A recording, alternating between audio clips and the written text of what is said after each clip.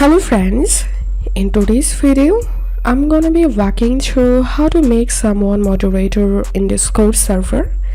So I'm gonna opening my server here and clicking on server name, server settings, roles, and I'm gonna creating a new role for moderator, giving role name moderator,